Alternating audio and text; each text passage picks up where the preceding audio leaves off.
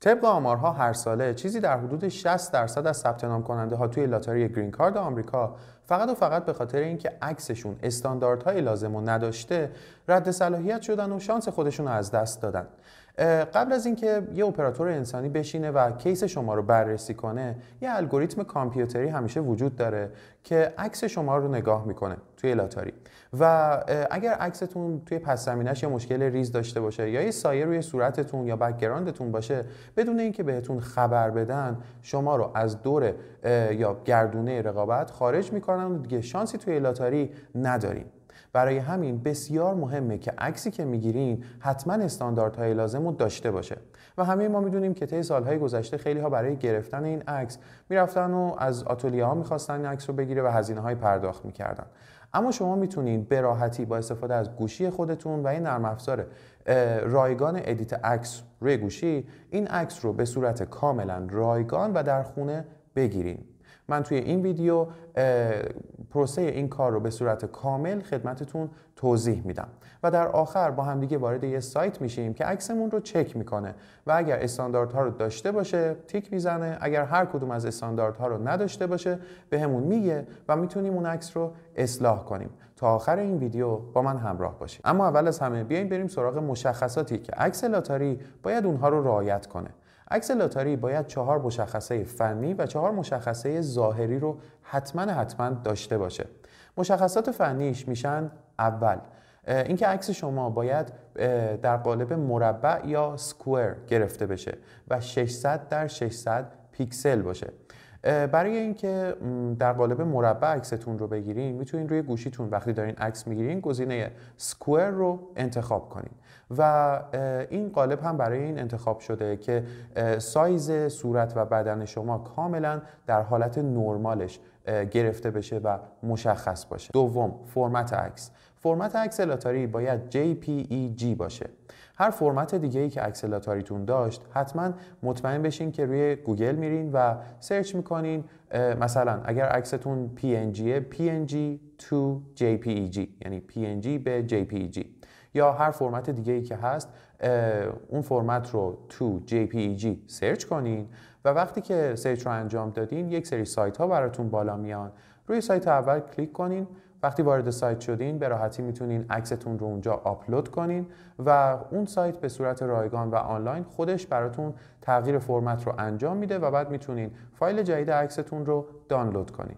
برای اینکه بفهمین هم فایل عکسی که گرفتین فرمتش چیه، توی گوشیتون روی 3 نقطه یا قسمت دیتیلز کلیک کنین توی خود عکس و دیتیلز عکس یا جزئیات عکس رو ببینین. اونجا فرمت عکس رو براتون نوشته و اگر JPEG بشه خب دیگه نباید کاری باهاش داشته باشین. سوم، حجم عکستون.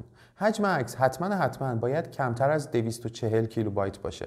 برای اینکه چک کنین حجم عکستون کمتر از 240 کیلوبایت یا نه، روی جزئیات عکس برین. اگر بود که هیچی، اگر نبود باز هم میتونین روی گوگل برین و سرچ کنین فوتو کامپرسر آنلاین یا فوتو ریسایزر آنلاین یا کاهش سایز عکس آنلاین.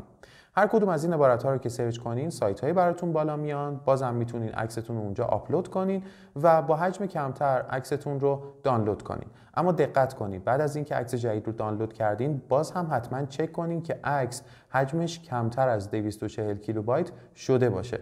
اگر نشده بود همین فرآیند رو 2 بار تکرار کنین. چهارم، از عکسی استفاده کنین که حداقل توی 6 ماه گذشته گرفته شده باشه. اگر عکستون توی سالهای گذشته توی همین لاتاری ها استفاده شده که خب توی سیستم وجود داره و شما رو رد صلاحیت میکنه. اگر هم عکس خیلی قدیمی باشه و ویژگی های صورتتون مشابه با اون چیزی که الان هستین نباشه، باز هم بعداً توی پروسه مصاحبه براتون مشکل پیش میاره. بنابراین عکس جدید استفاده کنید. اما با هم بریم سراغ 4 مشخصه ظاهری که عکستون باید داشته باشه. نکته اول درباره پس زمینه عکستونه. عکس شما باید یه پس زمینه کاملا سفید داشته باشه.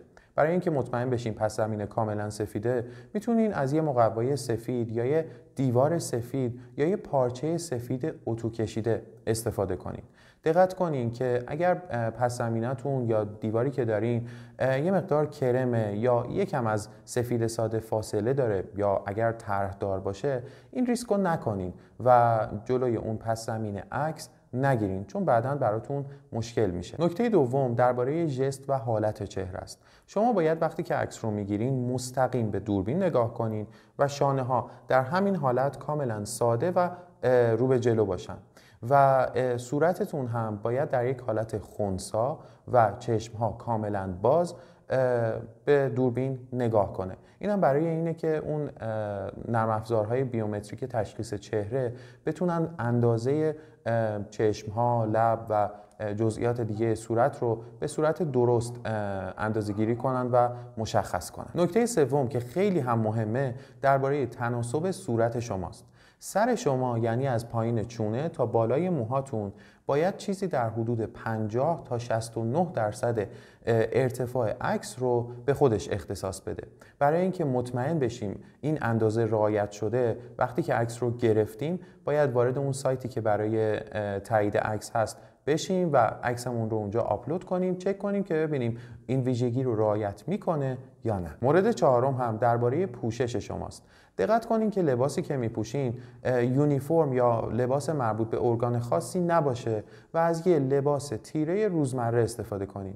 چرا تیره؟ چون پس زمینه‌ای که دارین سفیده و پوشیدن یه لباس تیره باعث میشه که بدن شما کاملا از پس زمینه جدا باشه و مشخص باشه. از پوشیدن لباس‌های سفید و خیلی روشن که باعث میشه با پس زمینه اشتباه گرفته بشن، حتما خودداری کنین، چون ممکنه توی اون الگوریتم کامپیوتریه یه مقدار مشکل ایجاد کنه. خب حالا که قوانین رو میدونیم، بیایم با هم دیگه یه عکس برای لاتاری توی خونه بگیریم.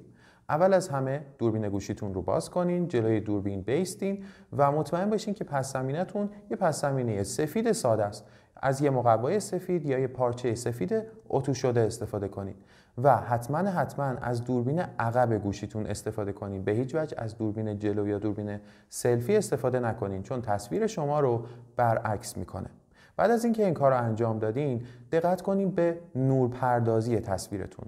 برای اینکه نورپردازی مناسب داشته باشین لازم نیست از تجهیزات و چیزهای مختلف یا حتی نورهای سقفی استفاده کنین. به راحتی میتونین یه پنجره انتخاب کنین، روبروی پنجره بیستین، یه مقدار ازش فاصله بگیرین تا نوری که از خورشید میاد یا از پنجره میاد به صورت شما یا به محیط شما بتابه و از همون نور طبیعی استفاده کنید. نکته مهمی که باید بهش دقت کنید اینه که برای نور پردازی روی صورتتون لازم نیست از تجهیزات خاصی استفاده کنید و فقط میتونین جلوی یه پنجره بیستین و با نوری که از بیرون به داخل اتاقتون میتابه عکس خودتون رو بگیرین و سعی کنین که نور سقفیتون رو هم خاموش کنین که سایه‌ای روی صورتتون نیفته. حتما این کار رو انجام بدین. دقت کنین سایه‌ای روی صورتتون نباشه. نور طبیعی همیشه بهترینه. و بعد از اون درباره موقعیت دوربینتون باید به این نکته دقت کنین که دوربین خودتون رو دقیقاً روبروی چشم هاتون بگیرین.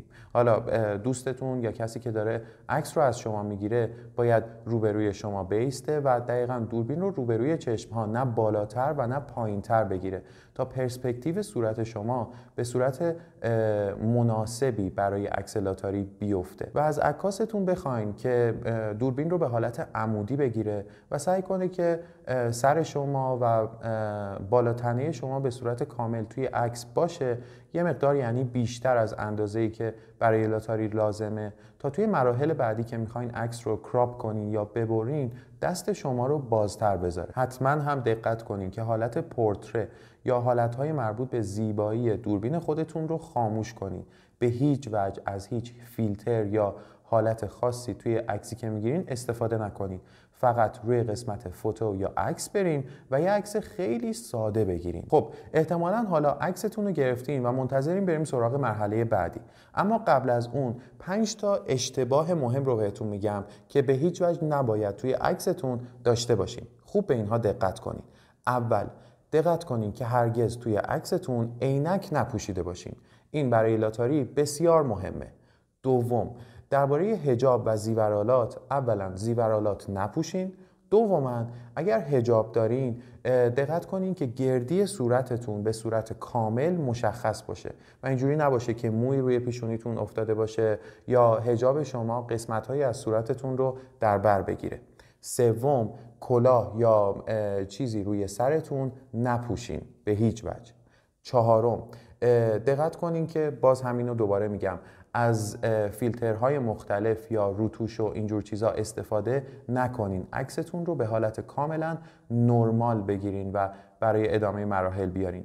و نکته آخر همین که دقت کنین که عکستون فوکس لازم رو داشته باشه، یعنی صورت شما به اصطلاح بلری نباشه و کاملا واضح باشه. اما در مورد کودک یا نوزادی که دارین و میخواین عکس اون رو هم بگیرین، دقت کنین که به راحتی میتونین نوزادتون رو روی ملافه بذارین، یه ملافه یا پارچه سفید، و از بالا ازش عکس بگیرین. دقت کنین میتونین به راحتی از اسباب بازی و چیزهای مختلف استفاده کنین تا توجهش رو به سمت دوربین جلب کنین. اما گفته نشده که حتما لازمه کودک، البته نوزاد، به دوربین نگاه کنه. بنابراین اگر گردی صورتش کاملا مشخص باشه و رو به دوربین باشه، نه اینکه اینور و اونور باشه، ولی به دوربین هم نگاه نکنه، عکستون میتونه مناسب باشه. اما اگر به دوربین هم نگاه کنه که چه بهتر. ولی شما خب قراره از اسباب بازی و چیزهای مختلف استفاده کنین. وقتی که دارین عکس رو میگیرین دقت کنین دستتون یا شیء دیگه توی تصویر نباشه. میرسیم به قسمت ادیت عکستون. دقت کنین که ادیت عکس خیلی خیلی مهمه و باید به دقت انجام بشه. برای ادیت عکس میتونین از نرم افزارها و اپلیکیشن های رایگانی که دارین استفاده کنین، اما پیشنهاد ما استفاده از اپلیکیشن رایگان کنوا هست. کنوا رو میتونین روی گوشیتون یا لپتاپ و کامپیوترتون دانلود کنین و داشته باشین. بعد از اینکه این کار رو انجام دادین، توی قسمت Create New Design برین، یا میتونه اسمای مختلفی داشته باشه، یعنی یک دیزاین جدید رو باز کنین. وقتی اون رو کلیک کنین میتونین اندازه های فایل خودتون رو، اندازه های دیزاین خودتون رو به صورت دقیق مشخص کنین. این خوبی کنواست. میتونین اندازه 600 در 600 پیکسل رو وارد کنین که اندازه هاییه که لاتاری میخواد. بعد از اون Create Design رو بزنین و وارد دیزاین خودتون بشین.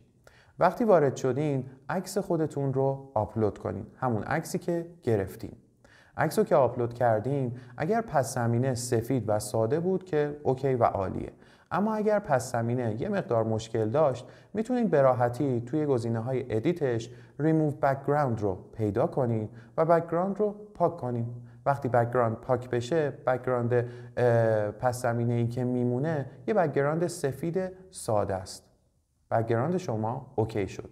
و دقت کنین که عکس خودتون رو کوچیک و بزرگ کنین تا اندازه صورتتون، همونطور که گفتم 50 تا 69%، یعنی بین 2/3 تصویر بشه و حتما صورت خودتون رو در مرکز تصویر قرار بدین.